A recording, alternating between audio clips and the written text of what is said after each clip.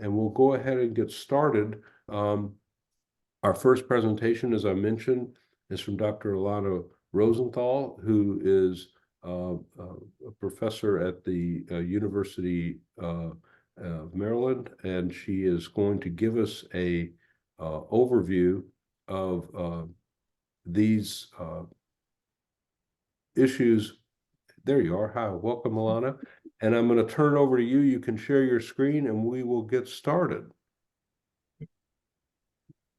Thank you so much, Dr. Sag.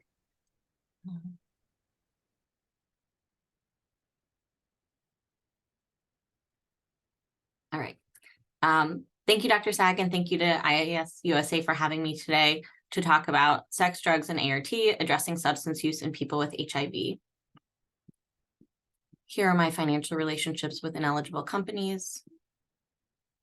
So the learning objectives for today are going to be to learn how to screen for substance use disorder in a primarily HIV-related practice, describe the benefits of medication for opioid use disorder for people with HIV, and initiate and maintain buprenorphine for treatment of opioid use disorder. First, some definitions. Substance use or substance misuse refers to non-prescribed use of a substance. Dependence refers to physiologic reliance on a substance, which may lead to tolerance and withdrawal. And substance use disorder refers to substance dependence with significant problems associated with ongoing substance use. So for some background, if anyone's wondering why we're talking about substance use disorder at an HIV conference, people with HIV have higher rates of substance use than the general population, and substance use may contribute to higher rates of risk-taking behaviors, including risky sexual behaviors, injection drug use, and sharing of injecting equipment. Further, active substance use is associated with lower rates of engagement across the HIV care continuum and lower rates of HIV viral load suppression. So as HIV providers, substance use really impacts all of us and our patient care potential. The first step to addressing substance use disorder is identifying it. The USPSTF now recommends screening for unhealthy drug use in all adults age 18 and older. How do we do this? Simply asking the question, how many times in the past year have you used an illegal drug or used a prescription medication for non-medical reasons, has been shown to be 100% sensitive and 73.5% specific for the detection of a drug use disorder. I personally prefer not to reference legality as it may make patients less comfortable disclosing use behavior, so I generally ask if patients have used a prescription drug for non-medical reasons or a non-prescribed drug for recreational purposes. For people who answer yes to any of these questions, there are several further screening options that can be found through the NIDA website. I would recommend checking out the Tobacco, Alcohol, Prescription Medication, and Other Substance Use Tool, TAPS, which can be found at nida.nih.gov/TAPS2. That URL will take you to a website that actually helps you to administer the TAPS. First, you'll be asked if you're a patient or clinician and can click the I am the clinician. You will then be prompted with a series of questions to ask the patient. So again, this is meant to be used during clinic. Here's an example of one question where they ask, in the past 12 months, how often have you used any drugs, including marijuana, cocaine or crack, heroin, methamphetamine, hallucinogens, ecstasy, or MDMA? If the patient responds affirmative for drug use for any time interval, then they ask follow-up questions. For instance, here it asks, in the past 3 months, did you use heroin? And if the patient responds yes, then it will follow up. In the past 3 months, have you tried to and failed to control, cut down, or stop using heroin? In the past 3 months, has anyone expressed concern about your use of heroin? I like this tool because it really walks you through the screening process and can easily be completed online during a patient visit. The other nice feature is that at the completion of the survey, it will give you an assessment of the patient's risk level and suggested interventions. In the case of this mock patient, he was thought to be high risk for opioid use disorder. And it was suggested, among other things, that the diagnosis was be confirmed using the DSM-5 opioid use disorder criteria, along with other suggestions, including consider prescribing medication to treat opioid use disorder and testing for hepatitis C and HIV infection. As recommended in the TAPS, the definitive diagnosis of a substance use disorder occurs when a patient meets DSM-5 criteria.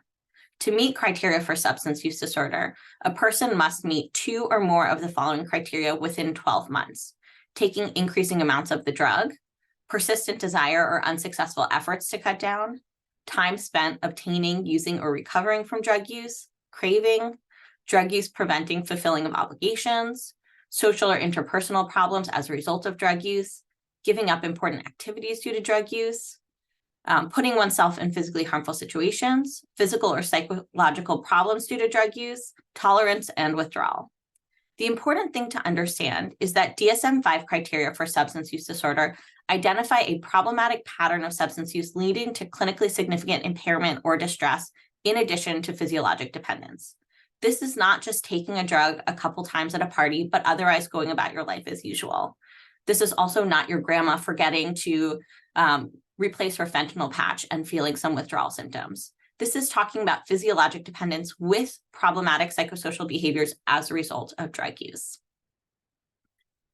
Diagnosing opioid use disorder is particularly important because it's increasingly a problem in the United States, and we have evidence-based medications to treat opioid use disorder that are dramatically underutilized. Between 2020 to 2021, there were over 100,000 drug overdose deaths, over 75,000 of which were due to opioids. This is double the number of deaths at the peak of the HIV epidemic in 1995. Clearly, this is a massive problem in our country and one that disproportionately impacts our patients with HIV, as well as puts individuals at risk for HIV acquisition. The good news is that there are 3 FDA-approved therapies to treat opioid use disorder: methadone, buprenorphine, and naltrexone.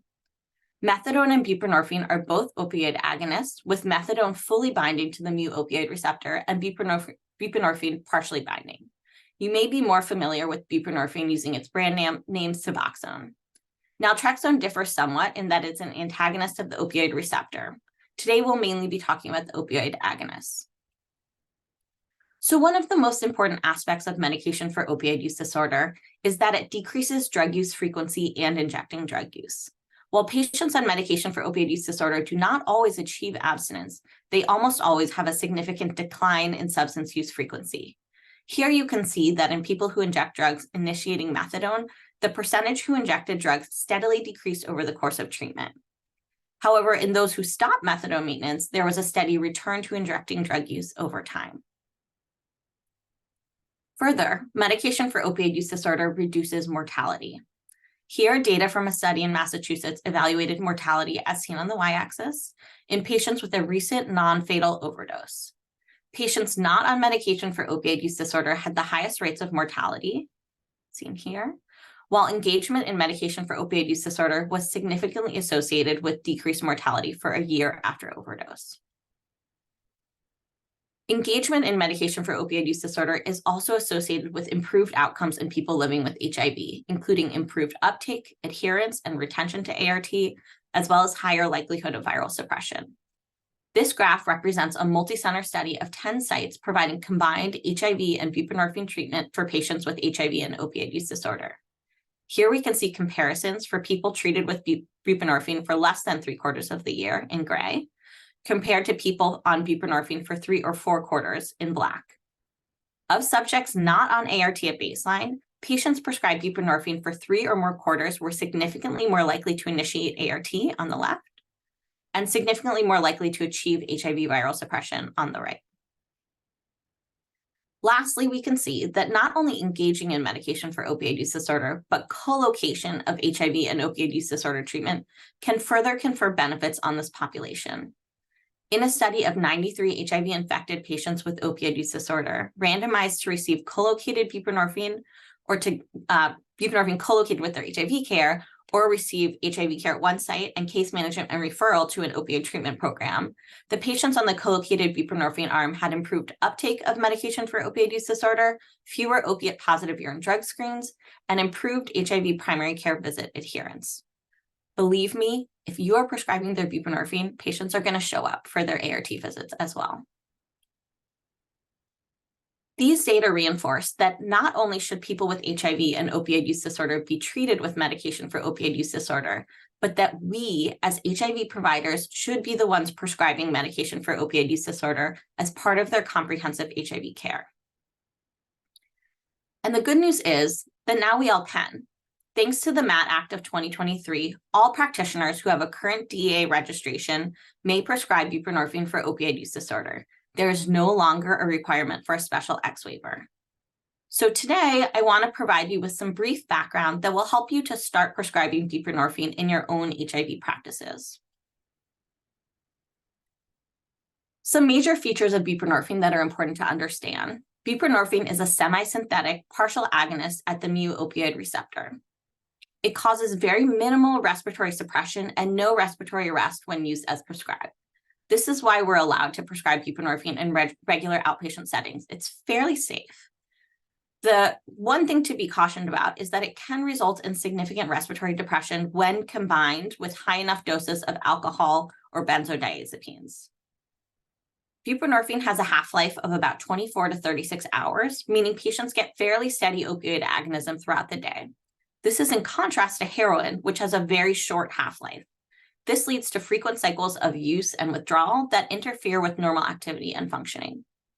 Perhaps the most notable feature of buprenorphine is the high affinity to the mu receptor. It binds really tightly to that receptor. This results in the blocking of other opioids, meaning that when a patient is taking buprenorphine, if they use heroin on top of it, they may not feel the heroin or not feel it as much.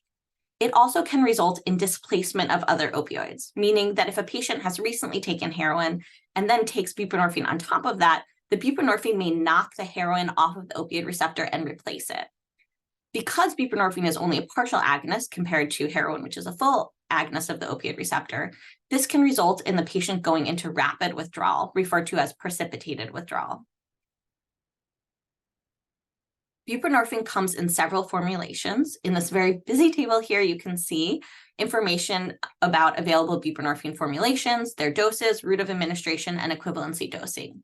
We're not going to read through every cell, but I want to convey a few main points. First, buprenorphine can come in combination with naloxone or as a monoproduct, meaning buprenorphine alone. Naloxone is not meant to be an active agent, but rather is meant to deter injection of buprenorphine. When administered sublingually as prescribed, naloxone is not absorbed, it doesn't have an effect. But when injected, naloxone will cause withdrawal. Buprenorphine can be administered sublingually. That's mainly what we're seeing people prescribe, but it's also available in an injection. And injectable formulations can be given weekly or monthly depending on the dose and the brand. The sublingual formulations can come in a brand, Suboxone. There are also many generic formulations. And lastly, sublingual formulations can come in tablets or in films.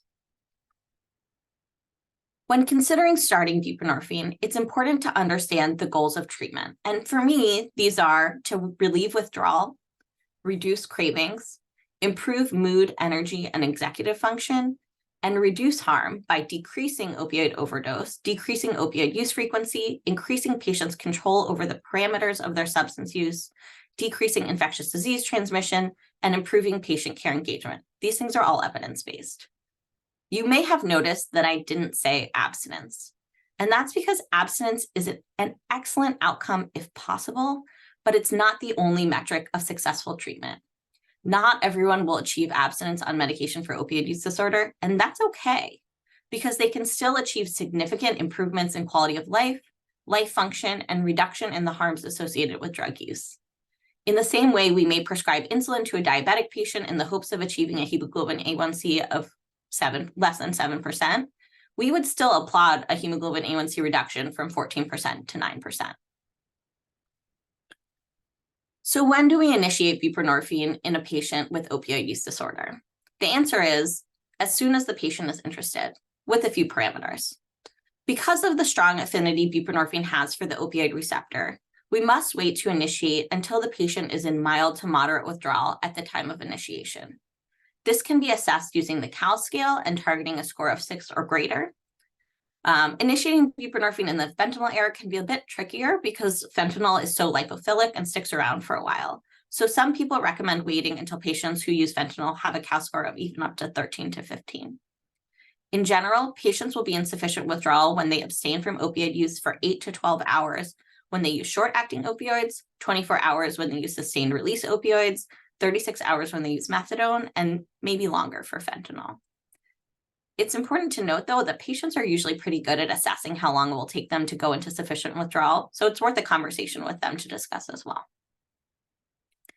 When inducing buprenorphine, there are various strategies, but the most standard is to start low and titrate up until the patient finds a sufficient dose. On the first day, your induction day, you should give the patient a first dose of 2 to 4 milligrams sublingual buprenorphine. Generally, the easiest way to do this is to just cut an 8 milligram strip in a quarter or half. The dose should be increased every 2 to 4 milligrams every 1 to 3 hours as needed, though this interval is kind of flexible per patient preference. The maximum dose on day 1 should be 12 milligrams. On day 2, the patient should start at the maximum dose from the previous day. So if they were at 8 the previous day, they can start at 8 and increase by 2 to 4 milligrams as needed with a maximum dose of 16 milligrams. When doing this as an outpatient, it's often easiest to send a first prescription for 16 milligrams per day for 7 days. That way you don't have a risk of them running out if they get to the maximum dose of 16 milligrams. I like to see patients within a week because sometimes they need to go even higher than that. And so I prefer to titrate up as quickly as possible. It's also important to counsel patients on how to administer buprenorphine to ensure the best outcomes. First, it's good to make sure they understand that this medication is sublingual, so they should place it under their tongue. The medicine only works if it's absorbed, so make sure patients know not to swallow it. I have been burned by this before. It's also important to understand that buprenorphine will take several minutes to dissolve, and tablets may take longer than films, so they need to be patient. You may also want to warn them that the medication often tastes bad. If there's still a bad taste in your mouth, the medication may not be completely absorbed, and so they need to tough it out as much as possible, and most importantly, resist the inclination to wash the bad taste away because they may be washing away the medication. In fact, we recommend that patients not smoke or drink 5 to 10 minutes before or after their dose is taken. You can have patients complete inductions in your office or at home, but I would strongly recommend home inductions. When I started prescribing buprenorphine, we had all the patients induce in person, and they had to come in withdrawal. As you can imagine, they felt terrible, and to be honest, a lot of people never made it to us to start. Home inductions are very much standard of care and allow patients to start on their own terms, to be in withdrawal in a space that's more comfortable for them, and it decreases the likelihood that someone's going to vomit in your waiting room. There are various resources you can give to patients to help make sure they're comfortable inducing at home. This worksheet on the left is from a JGIM article in 2009 that originally described and supported home induction. And a checklist on the right is from ASAM. Both of these documents help patients to identify when they're in sufficient withdrawal and provide guidance on dose titration. It's important to counsel patients on how to administer, as I said, I generally prescribe a 7-day prescription of 16 milligrams per day and follow up with patients after a week. At follow-up visits, I ask patients about their dose, how much buprenorphine did they take each day, when was their last dose, how their symptoms are, any persistent withdrawal symptoms, any cravings, and about drug use frequency and triggers. For the drug use questions, I assume that there is ongoing use. And so rather than frame questions as, you didn't use heroin this week, did you? Or did you use any heroin? I say, how many times did you use? It's important to understand that most patients won't be abstinent immediately, but most will have reduced their use frequency. So I like to congratulate patients on reduced use rather than focus on failure to achieve abstinence. For patients who feel great and deny use, we stick with the dose they're on. However, for those who have ongoing withdrawal symptoms, persistent cravings, ongoing substance use, I discuss a potential dose increase with the target dose of 12 to 24 milligrams. I generally don't like to increase by more than 8 milligrams a week, and most insurances require prior authorizations for doses above 24 milligrams, but it's good to understand the restrictions in your state. I do have some patients, several patients actually, who require doses as high as 32 milligrams, and I do see benefit in those patients with elevating that dose, especially in the era of fentanyl. Generally, if a patient cannot be sufficiently controlled on 32 milligrams, then I consider referral to methadone, where they can be treated with much higher equivalent doses, but ultimately it's up to the patients. In terms of dose frequency, the FDA prescribing information suggests daily dosing. However, I'd say the majority of patients I see find that the effect wears off before 24 hours. So many patients prefer or benefit from divided doses. For instance, a patient on 24 milligrams could take 12 milligrams BID or 8 milligrams TID. In terms of dose and dosing frequency, it can be helpful to ask patients what has worked for them in the past. Even patients who have never been formally prescribed buprenorphine have often taken it on the street to help with withdrawal. Some even have themselves on a stable regimen of bupe that they're purchasing on the street. So they can provide some important input and insight into what may work for them. Okay, so now we're going to do an audience question. And this is about patient Mr. C, who's a 56-year-old man with opioid use disorder. He has been using heroin for 30 years, most recently about 3 to 5 times a day. Last week, he was initiated on buprenorphine naloxone and titrated up to a dose of 16 milligrams per day. Today at clinic, he reports feeling okay, but still having some nausea, rhinorrhea, and mild cravings. He states he has not used any heroin or other opiates since starting bupe last week and reports taking his medication every day. You collect a urine drug screen as part of your standard practice, and this is what the results are. Negative for bupe and norbupe, positive for morphine and fentanyl. How do you explain the negative buprenorphine? A, not taking medication, possibly diverting. B, took more than prescribed and ran out early. C, medication lost or stolen. D, improper administration. Or E, laboratory error.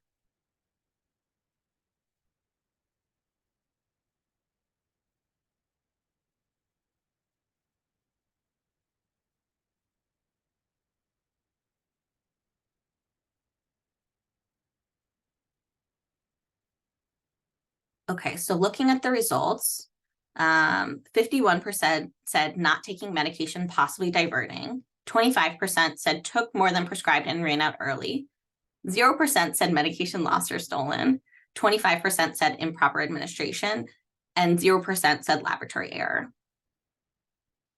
Okay, so let's talk about urine drug screens. Urine drug screens are a tool to help guide treatment. The goal is not to catch a patient in a lie. When getting urine drug screens for buprenorphine, you're looking for both buprenorphine and its breakdown product, norbuprenorphine. In a patient who recently took buprenorphine, you should see both bupe and norbupe in the urine. The norbupe means that the bupe was broken down inside of the body. If there's buprenorphine but no norbupe, this means that likely the bupe went into the urine cup but did not travel through the patient's body to get there. This is colloquially referred to as dipping, as in the patient dipped a piece of their bupe in the urine, so it would be positive. No bupe and no norbupe means the patient did not take bupe for the last 24 to 48 hours, as is the case with the patient we just discussed. So why would someone have a negative urine bupe? These are all things that I've seen, okay? The dose can be inadequate and the patient ran out early. Medication is lost or stolen. They're not taking or diverting the medication. They have improper administration or they have laboratory error. I generally give patients the benefit of the doubt in the beginning. Patients are often nervous that they're going to get in trouble and may not feel comfortable telling the truth about ongoing use or taking a higher dose than was prescribed. With establishing rapport, trust, and a recognition that you're working towards the same goal, patients often become more forthcoming. And in my experience, if patients are not taking bupe at all, it becomes clear pretty quickly. But I would say in my experience, the most common thing that's happening in the beginning is that the dose that patients are given is not enough. And so because they have the medication in hand, they take more than it was initially prescribed and they run out early. So this is an important conversation to have with patients. So what if you see positive opiates, morphine, fentanyl, etc.? This means that there are opioids in the urine drug screen, indicating the patient has some ongoing use. However, urine drug screens do not tell the whole story. They don't tell us about use frequency. And as I've said, many patients reduce use without completely abstaining. My patients often go from injecting 5 times a day to 2 to 3 times a week. This is a huge victory. However, it's not going to be represented in the urine drug screen. If there are opioids in the urine, these aren't patients who are failing treatment. They're patients who may benefit from a higher dose. It's also important to be aware that fentanyl may be unintentionally present in non-opioids. So it's important to notify patients when you find fentanyl in their urine for their own safety. Unfortunately, most heroin on the East Coast these days is predominantly fentanyl. For patients with positive cocaine or methamphetamine, this is definitely a problem that should be discussed. However, it's important to remember that buprenorphine does not treat stimulant use disorder. Therefore, I don't consider presence of non-opioid drugs to imply that the buprenorphine is not working. And for patients with benzodiazepine or alcohol on drug screens, make sure to counsel regarding increased risk for respiratory depression or overdose. Taking benzos or alcohol is not a reason to withhold bup because the risk of respiratory depression in conjunction with heroin or fentanyl is even greater. Now to address some specific considerations for people with HIV and substance use. And we'll start again with an audience question. So Mr. P is a 42-year-old man with HIV and opioid use disorder. He presents to your clinic and is found to have a CD4 of 320 and an HIV viral load of 35,000. He also injects heroin or fentanyl 4 to 5 times per week. He's not on any medications, but he is interested in starting ART. When would you feel comfortable starting ART in this patient? A, when he's abstinent for 3 months. B, when he's on MOUD and abstinent. C, when he's on MOUD even if ongoing substance use. Or D, it's okay to start ART now.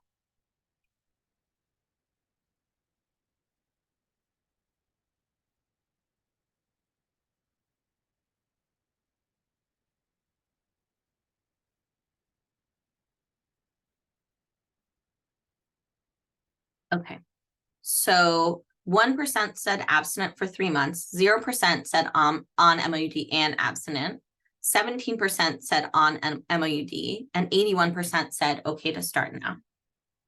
That's great. So when should we initiate ART in people with substance use? According to the ART guidelines, which you guys have clearly read, ongoing substance use is not a contraindication to ART. People who use substances can achieve and maintain viral suppression.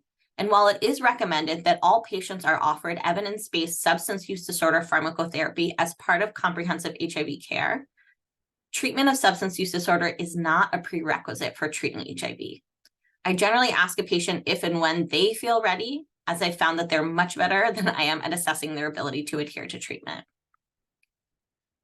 When thinking about ART selection for people with substance use disorder, the guidelines recommend selection of ART regimens taking into account potential adherence barriers, comorbidities, potential drug interactions, and possible adverse events associated with medications.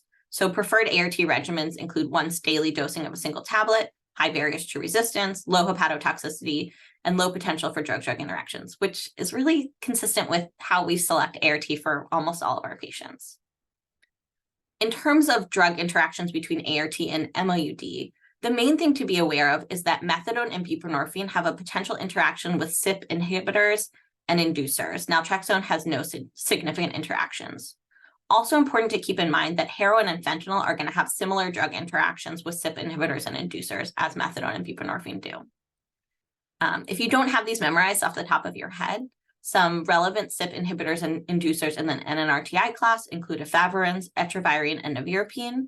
In the PI class include boosted atazanavir, boosted darunavir, and boosted lopinavir. And in the NC class include boosted elbiteragravir. Really, of that list, the main thing that you're probably using in your day-to-day clinical practice is boosted darunavir.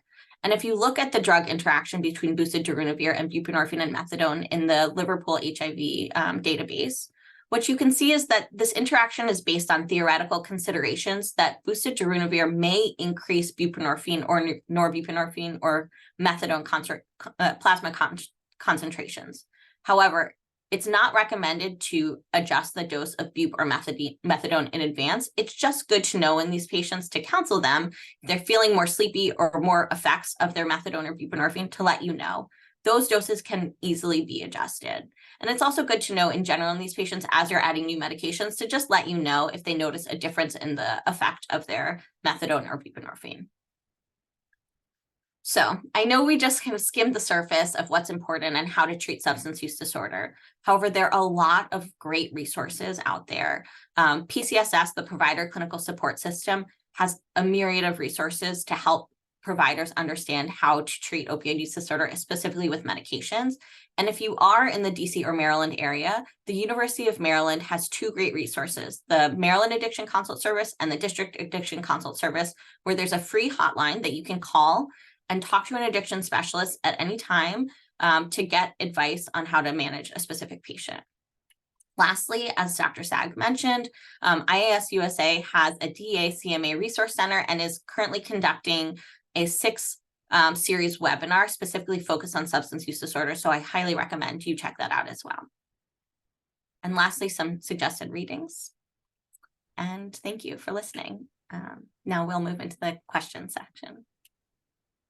Elana, that was fabulous. What a great overview, very clear on what to do, the issue of the problem. We're going to all be using this in our practices now. So this is just a wonderful prompt to all of us. Before we get into the Q&A itself, I just had one quick question, and that is the importance, emphasizing the importance of giving patients and maybe some family members naloxone. Can you comment on that pretty quickly? Absolutely. I think what I unfortunately didn't have time to touch on is the concept of harm reduction, which is the idea that we can reduce the harms associated with drug use, even in patients who are unable, unwilling, or not ready to abstain from drug use, whether or not they want to be on medication. And so some really critical ways that we can reduce harm are first and foremost dispensing naloxone to reverse opioid overdose and prevent death in our patients. I recommend that as providers, everyone carry around your own naloxone. I have used mine many times, but also that all patients and all family members have access to naloxone as well if they're opioid using.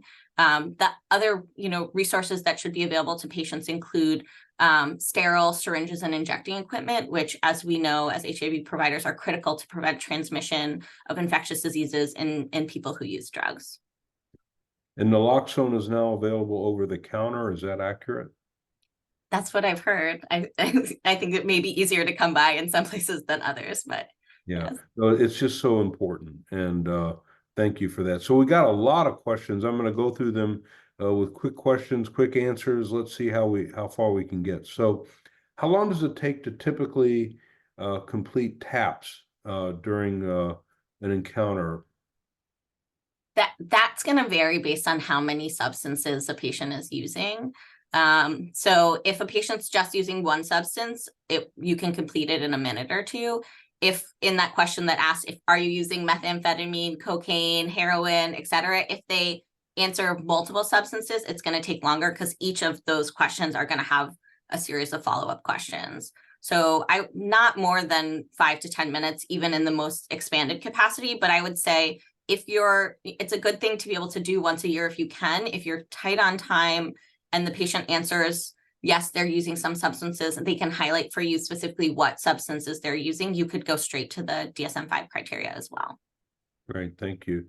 Here's a very specific question about a guy who had an opioid use disorder with heroin. He's been clean for several weeks or quite a while, but he wants to go on buprenorphine to prevent relapse, help him prevent relapse. And he's been on it before, and his dose before was 8 milligrams twice a day. The question is it relatively safe to just go ahead and start his prior dose, or should you ramp up to it?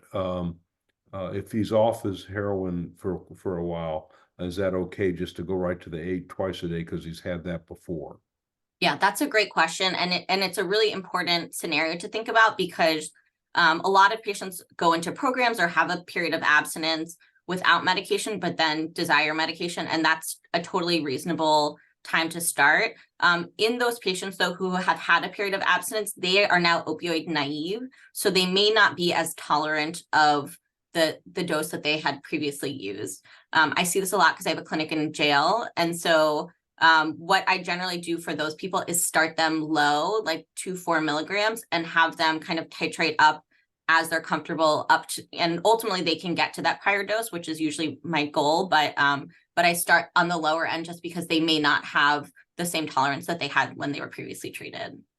So it sounds like counseling with that individual patient and saying, hey, let me explain this because when you're on active heroin use, your tolerance is higher. So we probably need to start low rather than just going right back. Exactly. Even when they had been, if they had chronically been on buprenorphine in the past, if they've been off of it for several months, they have lost some of that tolerance. Yeah, sounds a very important point.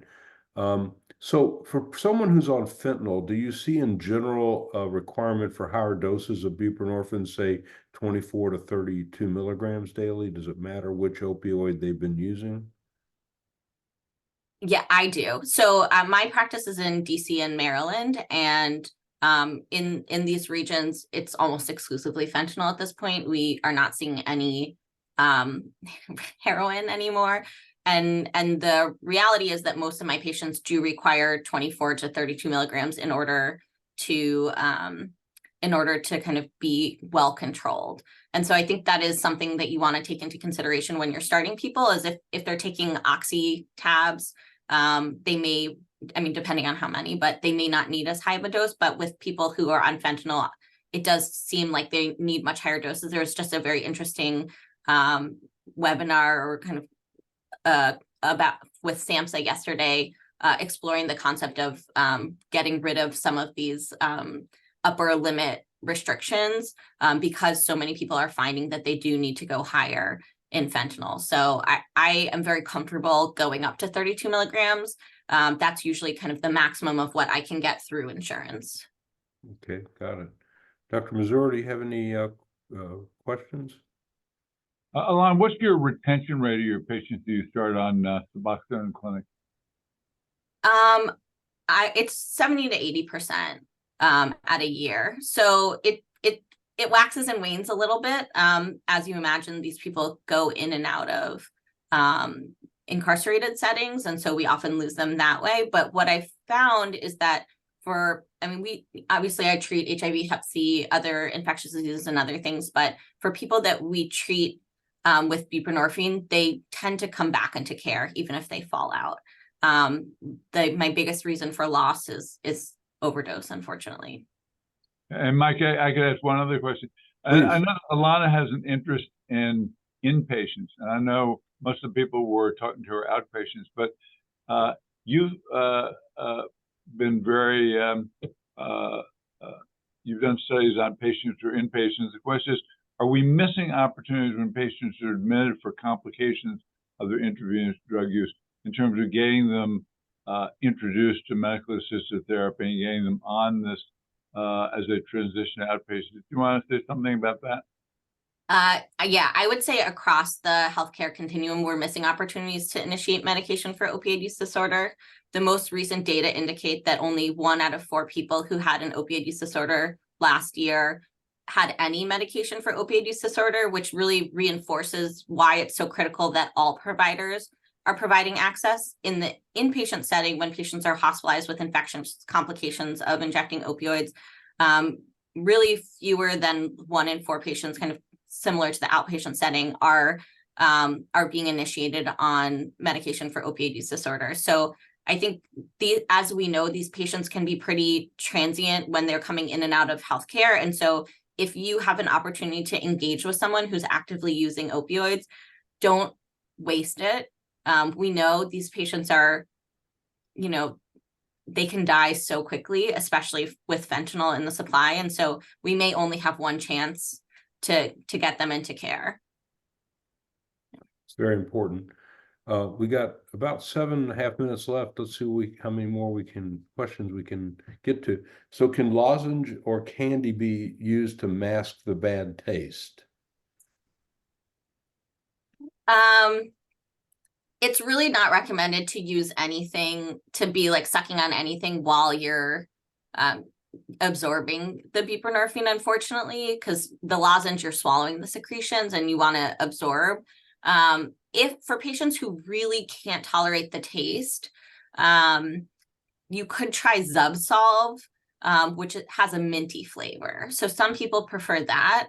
But hopefully over time there's kind of becomes like Pavlovian connection between like getting the benefit of Suboxone and the bad taste. But yeah, if people can't tolerate it, then I try to offer Zubsolv and see if that's better. There's a question here about the half-life of the drug is 24 to 48 hours. So if somebody's at steady state, it seems like the urine drug screen might be positive for longer than the 48 hours that you mentioned. How does that work out? It's always hard to pin down, and I've talked to lab curves many times, and depending on who you ask and how they metabolize, it can be somewhere between generally 1 to 2, even up to 3 days, where you can get a urine bup that's positive. I think at the end of the day, the challenge is that we can't police our patients, and so you have to be able to kind of trust what they say at using the urine drug screen as validation of it as well. And so if someone's telling me they're taking bup, there's bup and norbup in the urine, I don't worry that much if it could have been a day or two ago that they took it. And Lila Hagson is talking about experience that they've had using microdose inductions when people are they want to use the bup immediately while waiting for the fentanyl or methadone to clear. Have you had any experience with that, or do you recommend that at all? Yes, it has become more challenging over the past several years with fentanyl to figure out the right ways to get people on medication. And I think across the country, there's been varying success and experience with some people having more precipitated withdrawal with fentanyl, even when people are off for several hours. And so there are protocols that you can access for microdosing, which some people have had success with to help people kind of titrate up slowly while continuing to use fentanyl or methadone as well. I think that those are great strategies if you have capacity and you have patients who are able to kind of work with you on that. I think the nature of these questions show that we have a very sophisticated audience as usual. One question about point of care urine drug screens. Do they typically detect fentanyl and benzos? You can get a urine point of care urine drug screens that detect fentanyl and benzos. I don't think I'm aware of, though there may be urine point of care urine drug screens. I don't know if they detect norbup. That in my experience, I've had point of care cups that do bup and fentanyl and benzos, etc., but not norbup. But it may be out there somewhere. Well, I guess it'll probably be produced at some point if it doesn't exist now. So another question about timing of antiretroviral therapy and the MAT. In other words, do you give it the same time or roughly, or do you separate by a couple hours? How do you approach that? It shouldn't matter. You can really do whenever. If they remember to take it, they should take it then. That's usually my advice. That's really important. Is there still a specific required training for buprenorphine? In other words, we don't need the waiver. With the waiver, in other words, they can go on and just start using. The training will be required for the DEA relicense, but not for just general prescription. Is that correct? That's my understanding, yes. So Yeah. now the DA has just bulked in these required hours for anyone with a DA that hopefully will now be included in residency programs, but you should be able to prescribe. The one caveat I would say is that some pharmacies seem to have not updated their system. So when they're processing buprenorphine, sometimes they do still ask for the X number. So you just have to remind them it's not necessary. Yeah. The X number is now X. Exactly. And so if a lot of points made by folks who are commenting about a lot of folks who have opioid use disorder are also using methamphetamine. Do you have any general approach to how to manage? You've got somebody on bup, they've been successful.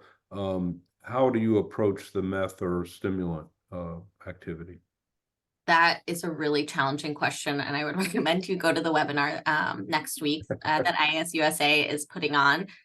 We are grappling with that. I think first and foremost, harm reduction, like I discussed, if they're injecting, if they're engaging in chemsex or party and play, then talking about HIV prevention, or if they already have HIV, obviously making sure they're virally suppressed. There was a New England Journal article that had shown some benefit from naltrexone bupropion. So we've done that in some patients, and contingency management has been well studied, but hard to implement in the real world. I think the area that there's increasing interest is using long-acting stimulants as agonist therapy. I think that's still under debate, but I know there are some providers in our area who are doing that. And I'm curious to see what the webinar says about that next week. But I think we can all agree that methamphetamine use is a huge challenge, and we don't have the answers or the evidence right now to appropriately address it, unfortunately, or I don't, at least. So we have about a minute left. Any precautions to think about if somebody's on a medication for opioid use disorder And then you have to administer naloxone. Is there things to be aware of or concerned about? I guess if you're administering naloxone, it's generally because they're overdosed. And so that Right. usually is the priority. Naloxone is going to wear off before the methadone or buprenorphine wears off. And Right. so they should, kind of regain the benefit from that after like 30 minutes or an hour. I think I think it is a challenge, and a lot of times people get naloxone and want to use again immediately, but it's just so basically you use the naloxone when you have to and manage them. So Vic mentions that naloxone in Chicago is available free at public libraries, which is pretty remarkable. And I think that's all we have time for questions. Those of you who didn't get to your question live on this the Q&A period, Dr. Rosenthal can go through and answer them with a typed response. But thank you very much. I know there's virtual applause everywhere for what you've just presented. Fantastic job and for the presentation and for the Q&A. So thank you so much, Elana. Well done.